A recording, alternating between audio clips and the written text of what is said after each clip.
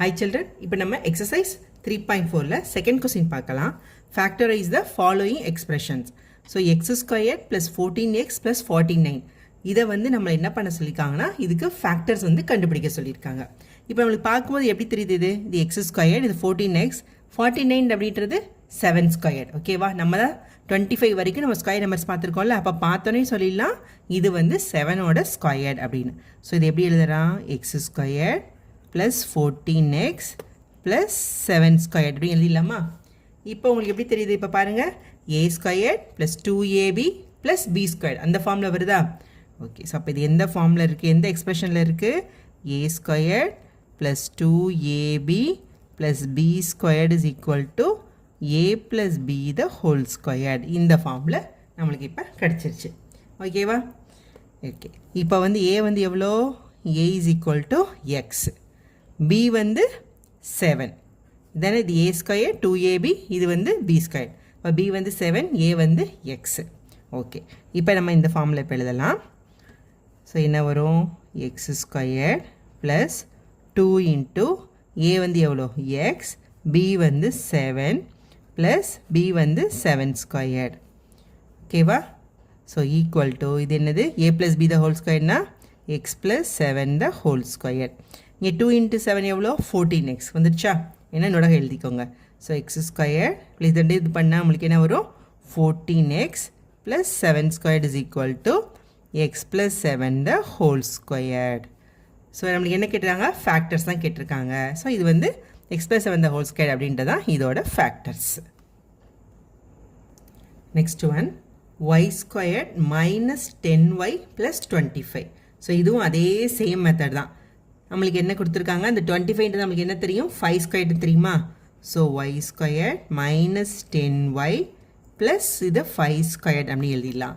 இப்போ இது என்ன ஃபார்மில் இருக்குது, போன சம் எப்படி இருந்துச்சு, a squared plus 2ab plus b ஸ்கொயரில் இருந்துச்சு. இதை பாருங்கள், a squared minus 2ab plus b squared, அது வந்து என்ன ஃபார்மில் வரும், a minus b the whole squared. So a squared minus 2ab plus b squared is equal to என்ன ஃபார்ம் சொல்லலாம், a minus b the whole squared. So இங்கே என்ன, a is equal to எவ்வளோ, இங்கே y. ஸோ b வந்து எவ்வளோ 5. Okay, இப்போ நம்ம எக்ஸ்பிரஷன் எழுதலாமா, சேம் போன கொஸ்டின் மாதிரியே தான். அது a plus b the whole squared, இது a minus b the whole squared, அவ்வளோதான். ஸோ ஏன்றது என்னது y, அப்போ y squared minus 2 into a வந்து y, b வந்து எவ்வளோ 5 ப்ளஸ் b வந்து 5 ஸ்கொயர்ட். 2 இன்ட்டு 5 எவ்வளோ 10, மைனஸ் 10y வந்துருச்சா. இப்போ y squared minus 10y plus 5 squared வந்துருச்சு. ஸோ இது வந்து என்ன ஃபார்மில் இருக்குது, a minus b the whole squared, a வந்து y மைனஸ் b வந்து 5, so y minus 5 the whole squared. So இதுதான் இதோட ஃபேக்டர்ஸ். ஓகேவா, நெக்ஸ்ட் இது பாருங்கள், இது என்ன ஃபார்மில் இருக்க பாருங்கள், C squared minus 4c minus 12. இதுக்கு முன்னாடி சம் ரெண்டுக்கும் எப்படி போட்டோம், இந்த இதில் வர்றது வந்து ஒரு ஸ்கொயர் நம்பராக இருந்தனால இதுவும் ஸ்கொயர் இதுவும் ஸ்கொயரான a plus B the whole square, a minus B the whole square ஃபார்முலாவை நம்ம அப்ளை பண்ணோம். பட் இங்கே பார்த்தீங்களா இது எப்படி இருக்குது, C squared minus 4c minus 12. So அப்போ இது எந்த ஃபார்மில் இருக்குன்னு நம்ம எழுதலாம், ax squared plus bx plus C, இந்த ஃபார்ம் வச்சுக்கலாமா. இது ax ஸ்கொயர், இது bx, இது வந்து c. ஓகேவா, ஸோ இங்கே வந்து இப்போ a வந்து எவ்வளோ, so a is equal to என்னது, இந்த இடத்துல 1 தான் இருக்குது, அப்போ 1. ஸோ எக்ஸ் ஸ்கொயருக்கு சி ஸ்கொயர் இருக்குது. b இஸ் ஈக்குவல் டு என்ன, சிம்பிளாக எடுத்துக்கோங்க, ஏன்னா இது ax square plus bx plus C போட்டிருக்கோம் அதனால். அப்போ b வந்து என்னது மைனஸ் 4, கம்மா சி வந்து எவ்வளோ மைனஸ் 12. ஓகேவா, ஓகே. இப்போ ப்ராடக்ட் கண்டுபிடிக்கலாம். ஸோ ப்ராடக்ட் என்னது, product is equal to A into C. ஓகேவா, அப்போ ஏ இன்ட்டு சினா ஏ வந்து எவ்வளோ 1 இன்ட்டு சி வந்து மைனஸ் 12. ஸோ இது மைனஸ் 12 தான் வந்து ப்ராடக்ட்டு. நம்ம ஃபேக்டர் கண்டுபிடிக்க போகிறோம். ஓகேவா, அடுத்து சம் வந்து எவ்வளோ B. So B is equal to minus 4. ஓகேவா, அப்போ என்ன அப்படின்னா இந்த இது வந்து ரெண்டு நம்பரை வந்து மல்டிப்ளை பண்ணால் நம்மளுக்கு மைனஸ் 12 வரணும். அதே ரெண்டு நம்பரை சம் பண்ணோம் அப்படின்னா நம்மளுக்கு என்ன வரணும், மைனஸ் 4 வரணும். ஸோ இதுதான் கான்செப்ட். பார்த்தீங்கன்னா ப்ராடக்ட் வந்து -12. ஸோ ரெண்டு நம்பரையும் வந்து மல்டிப்ளை பண்ணும்போது நம்மளுக்கு -12 வரணும். அதே ரெண்டு நம்பரை ஆட் பண்ணும்போது சம் பண்ணும்போது -4 வரணும். ஓகேவா? இப்போ எந்த நம்பருக்கு வரும்னு பார்த்தலாமா? இப்போ 1 எடுத்துக்கோங்க. ஸோ இது வந்து 1, இது 12. இப்போ நம்மளுக்கு சம்மில் வந்து மைனஸ் வந்திருக்கு, ப்ராடக்ட்லேயும் மைனஸ் வந்திருக்கு. அப்போனா என்ன அர்த்தம்? ஒரு வேல்யூ ப்ளஸ் ஒரு வேல்யூ மைனஸ். சம்மில் இங்கே மைனஸ் வந்திருக்கனால என்ன அர்த்தம்? பெரிய நம்பர் தான் மைனஸ். ஓகேவா? ஸோ அப்போ இது மைனஸ், இது வந்து ப்ளஸ். ஓகேவா? ஸோ இதனே மல்டிப்ளை பண்ணுங்கள். 1 × -12 -12. ஸோ ப்ராடக்ட்டு கரெக்டாக வந்துடுச்சு. சம் பார்த்தீங்கன்னா என்ன வருது? 1 -12. அப்போ -11 வருது. ஸோ அப்போ இந்த ஆன்சர் வராது. நம்மளுக்கு என்ன வரணும்? -12 -4 வரணும். ஓகே. ஸோ நெக்ஸ்ட் வந்து 2ஆல் மல்டிப்ளை பார்க்கலாம். அப்போ 2 × 6 தான் வந்து 12. மைனஸ் வந்து பெரிய நம்பருக்கு, ப்ளஸ்ஸு வந்து சின்ன நம்பருக்கு. ஏன்? சம்மு வந்து மைனஸ் சிம்பிளில் இருக்கனால. அப்போ 2 × -6 -12. ஸோ இது கரெக்டாக வந்துருச்சு. -2 +2 -6 என்ன வருது? -4. கரெக்டாக வந்துருச்சா? ஸோ சம்மும் வந்து நம்மளுக்கு கரெக்டாக வந்துருச்சு, ப்ராடக்ட்டும் கரெக்டாக வந்துருச்சு. அப்போ இதுதான் வந்து இதோட வேல்யூ. ஓகேவா? அப்போ இது எப்படி வருது? இது வந்து ax² + bx + c ஃபார்மில் எழுதுகிறோம் அப்படின்னா c², அடுத்து வந்து இங்கே என்ன இருக்குது? +2c - 6c. இதை அப்படியே வந்து சிக்கு மாற்றிக்கிறோம். So +2c - 6c -12. இந்த இருக்குது பார்த்தீங்களா? -4c தான் நம்ம வந்து இப்போ பிரித்து எழுதுகிறோம். என்னென்னு பிரித்து எழுதியிருக்கோம்? -4c +2c - 6c வந்துருச்சா? -4c -12. ஸோ என்ன சொன்னால் நம்மளுக்கு ப்ராடக்ட் -12 வந்துருச்சு, சம் -4 வந்துருச்சு. ஓகேவா? ஓகே. ஸோ இப்போ இதை நம்ம வந்து குரூப் பண்ணிக்கலாம். இப்போ இது ரெண்டும் ஒரு குரூப்பாகவும் இது ரெண்டையும் ஒரு குரூப்பாகவும் பண்ணிக்கலாம். அப்போ இது ரெண்டுக்கு எது காமன்? சி காமனா? அப்போ சியை வெளியே எடுத்துட்டோம் அப்படின்னா c + 2. ஓகேவா? இது ரெண்டுக்கு என்ன காமன்? 6 மைனஸ் ரெண்டுமே காமனாக இருக்குது. ஸோ -6 வெளியே எடுத்துட்டோம் அப்படின்னா c + 2. ஓகேவா? உங்களுக்கு டவுட்டாக இருக்குன்னா மல்டிப்ளை பண்ணி பாருங்கள். -6 + c -6c கரெக்டாக வந்துருச்சு. -6 + 2 -12 கரெக்டாக வந்துருச்சா? இப்போ -6 × c + 2. ஸோ இது ரெண்டு என்னது? Common term. So common term இந்த இடத்துல என்ன? c + 2. ஃபஸ்ட் சம் பண்ண பார்த்தீங்களா? அதே மாதிரி தான். அப்போ காமன் டேர்மை வெளியே எடுத்துட்டோம் அப்படின்னா இப்போ c + 2 × இது என்ன வரும்? c - 6. ஸோ இதுதான் இதோட ஃபேக்டர்ஸ். நெக்ஸ்ட் ஒன் பாருங்கள். m² + m - 72. ஸோ இது போன கொஸ்டினே மாதிரியே தான். ஸோ ஏன்னா இந்த இடத்துல வந்து என்னது? ஸ்கொயர் நம்பர் கிடையாது. அப்போ நம்ம இதை எப்படி எழுதுகிறோம்? ax² + bx + c. இந்த ஃபார்மில் தான் நம்ம வந்து எழுதுகிறோமா? அப்போ இந்த இடத்துல வந்து என்னது? a = இங்கே என்ன இருக்குது? 1. ஸோ bன்றது என்ன? அதுவும் 1. c வந்து எவ்வளோ? -72. சிம்பிளோட தான் நம்ம எழுதணும். ஓகேவா? -72. இப்போ அதே மாதிரி ப்ராடக்ட் என்ன வரும்? So product is equal to a × c. அப்போ 1 × -72 இஸ் ஈக்குவல் டு -72. இதான் வந்து ப்ராடக்ட். சம் வந்து என்னது? Some is equal to b is equal to 1. அப்போ அந்த ரெண்டு நம்பரை மல்டிப்ளை பண்ணும்போது நம்மளுக்கு ப்ராடக்ட் வந்து -72 வரணும்.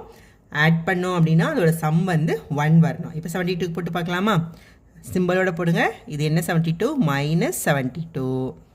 இப்போ நல்லா பாருங்கள். ரெண்டு நம்பரை மல்டிப்ளை பண்ணும்போது -72 அப்படின்னா என்ன வரணும்?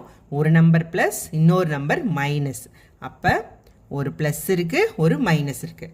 இங்கே சம் வந்து என்ன வருது? +1. அப்போனா பெரிய நம்பர் வந்து என்ன வரணும்? ப்ளஸில் வரணும். ஓகேவா? இதுதான் வந்து பிக்கர் நம்பர் வந்து எதில் வரணும்னா ப்ளஸில் வரணும். ஓகேவா? ஸோ இதுதான் கான்செப்ட். இதை வச்சுட்டிங்கன்னா ஈஸியாக நீங்கள் போட்டலாம். இப்போ பாருங்கள் 72. இப்போ 1 எப்போயுமே 1லேருந்தே பழகிற வரைக்கும் நீங்கள் 1லேருந்தே ஆரம்பிங்க. ஸோ இது 1 72 என்ன சொல்லியிருக்கோம்? ஒரு நம்பர் ப்ளஸ் ஒரு நம்பர் மைனஸ். இதில் என்ன சொல்லிட்டோம்? பிக்கர் நம்பர் தான் ப்ளஸ்ன்னு சொல்லிட்டோம். ஏன்னா சம்மு வந்து ப்ளஸ்ன்றனால. ஸோ அப்போ இது வந்து ப்ளஸ்ஸு, அப்போ இது வந்து மைனஸ். ஸோ இப்போ என்ன வரும்? ப்ராடக்ட் -72 வந்துடும். -1 × 72. ஆனால் சம் பண்ண என்ன வருது? 71. ஸோ இந்த ஆப்ஷன் கரெக்டு கிடையாது. ஓகேவா? நெக்ஸ்ட்டு 2ல் போடுங்க.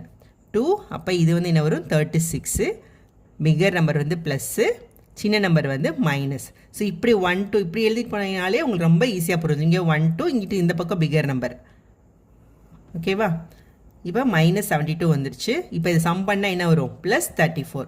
ஸோ அப்போ இதுவும் வராது. நெக்ஸ்ட்டு 3ஆல் போடலாம். 3ஆல் போட்டால் எத்தனை வரும்? இது 2 டைம்ஸ் 4 24. ஸோ இது மைனஸ், இது ப்ளஸ்ஸு. இதுவும் -72 வந்துடுச்சு. ஆனால் சம் பண்ணால் உங்களுக்கு 21 தான். ஸோ இதுவும் வராது. புரிதலுக்காக நான் திரும்ப திரும்ப போடுறேன். இது ஈஸியாகவே டக்குன்னு போட்டுடலாம் உங்களுக்கு புரிஞ்சிருச்சுன்னா. ஸோ இது -4 -4 போட்டால் என்ன வரணும்? இது 1 8 18. ஸோ அப்போ இதுவும் கிடையாது. இது ப்ளஸ், இது மைனஸ். அப்போ இது வந்து 14 வருது. அப்போ அதுவும் கிடையாது. 5ஆல் டிவைட் ஆகாது. 6ஆல் டிவைட் பண்ணால் 112. அப்போ இது ப்ளஸ், இது மைனஸ். இப்போ என்ன வருது? சம் பண்ணால் 6. அப்போ இதுவும் வராது. அடுத்து 8, இங்கே 9. இது வந்து ப்ளஸ், இது வந்து மைனஸ். ஸோ மல்டிப்ளை பண்ணால் -72 -8 + 9 1. ஸோ சம் 1 வந்துருச்சா? அப்போ இதுதான் வந்து ஆன்சர். ஓகேவா? ஸோ இப்போ எழுதலாமா? இப்போ என்ன வரும்? m². இந்த எம்மை வந்து எப்படி பிரிக்கலாம் நம்ம? -8 + 9. ஓகேவா? ஸோ நான் இங்கே ப்ளஸ் போட்டேன். அப்போ +9m -8m -72. ஓகேவா? +9m -8m. ஓகே, புரிஞ்சிச்சா உங்களுக்கு? இப்போ இது ரெண்டே ஒரு குரூப், இது ரெண்டே ஒரு குரூப் பண்ணிக்கலாம். இப்போ இது ரெண்டுக்கு என்ன common? m common. So m + 9. ஓகேவா? இது ரெண்டே ஒரு குரூப்பு, இது ரெண்டே ஒரு குரூப் பண்ணிக்கிறோம். ஸோ இது ரெண்டு என்ன காமனாக இருக்குது? ஒரு மைனஸ் காமனாக இருக்குது. இங்கே 8, அப்போ 8, இது 8ஆல் டிவைட் ஆகுமா? So -8 × m + 9. 8 9s are 72. ஓகேவா? இதை பார்த்தீங்க மல்டிப்ளை பண்ணி பார்த்துக்கோங்க. -8m -72 கரெக்டாக வந்துடுச்சா? அப்போ இது ரெண்டு என்னது? இது காமன் டேர்ம். ஸோ காமன் டேர்மை வெளியே எடுத்துட்டோம் அப்படின்னா,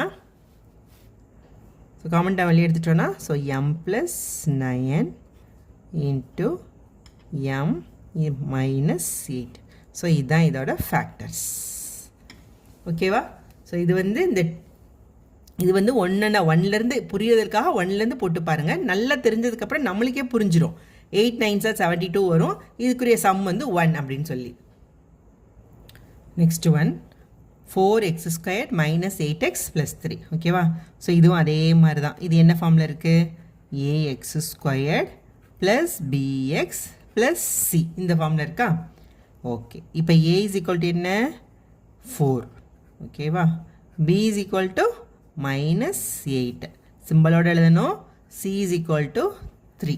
ஓகேவா? ஓகே. இப்போ நம்மளுக்கு என்ன ப்ராடக்ட் வந்து என்ன வரணும்? a × c = 4 × 3 = 12 நம்மளுக்கு ப்ராடக்ட் வரணும். அடுத்து வந்து சம் வந்து என்ன வரணும்? b = -8. இந்த கொஸ்டின் எல்லாம் பாருங்கள். ப்ராடக்ட் ப்ளஸில் இருக்குது, சம் வந்து மைனஸில் இருக்குது. ஓகேவா? இப்போ இது வந்து +12 தான் ப்ராடக்ட்டு. அப்போ ப்ராடக்ட் வந்து +12 அப்படின்னா 2 ஆப்ஷன் தான்.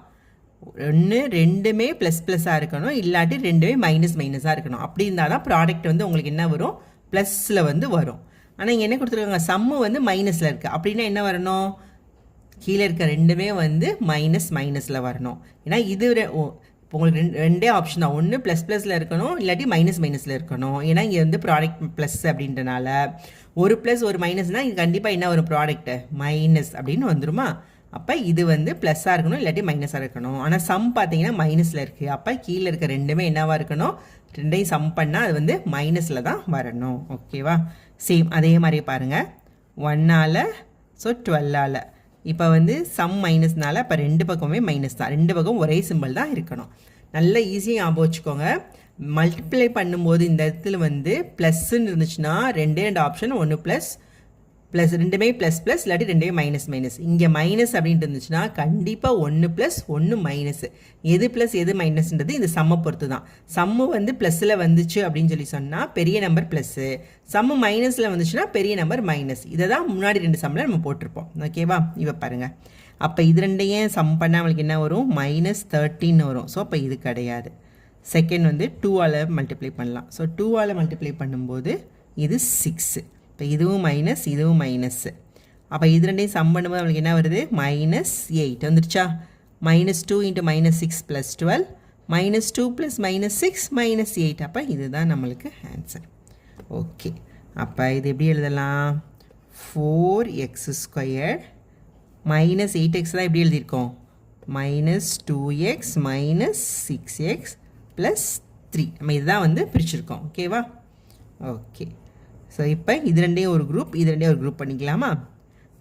ஸோ இதில் ரெண்டுக்கு என்ன காமன்? 2x common. அப்போ 2x - 1. ஓகேவா? 2x காமன், 2x வெளியே தெரியுது. இதுலேருந்து 4 வந்து 2 × 2.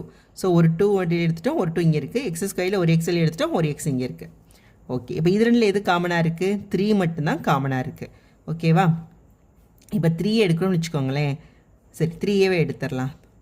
இப்போ 3யை மட்டும் வெளியே எடுத்தோம் அப்படின்னா இது -3xன்னு ஆகும். அதனால் நம்ம -3யை வெளியே எடுத்துடலாம். ஸோ -3யை வெளியே எடுத்துட்டோம்னா இது என்ன வரும்?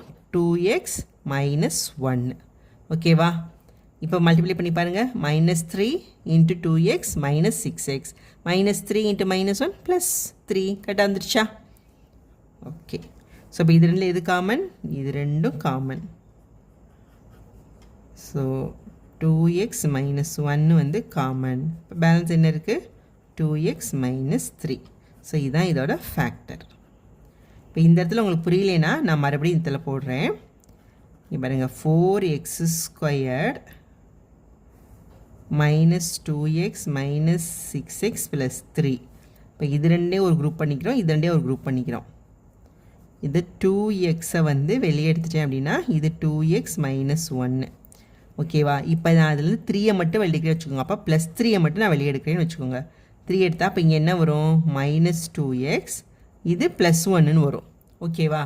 நம்மளுக்கு என்ன குரூப் வரணும்? 2x - 1ன்னு வரணும். ஸோ அதனால் நம்ம என்ன மாற்றுவோம் அப்படின்னா மைனஸை மட்டும் வெளியே எடுப்போமா? So 2x × 2x - 1. ஸோ இது மைனஸை வெளியே எடுத்துட்டோம் அப்படின்னா அப்போ இது மைனஸ் ஆகிடும், -3. அப்போ இங்கே +2x, இங்கே -1. ஓகேவா? ஏன்னா இந்த மைனஸை வெளியே எடுக்கிறோம். இல்லாட்டி நீங்கள் மைனஸ் அதில் மல்டிப்ளை பண்ண கூட வச்சுக்கோங்க. ஸோ இது மைனஸாக மல்டிப்ளை பண்ணுறோம் அப்படின்னா இது மைனஸ், இது ப்ளஸ், இது மைனஸ். ஓகேவா? இப்போ உங்களுக்கு கரெக்டாக வந்துருச்சா? தேங்க்யூ.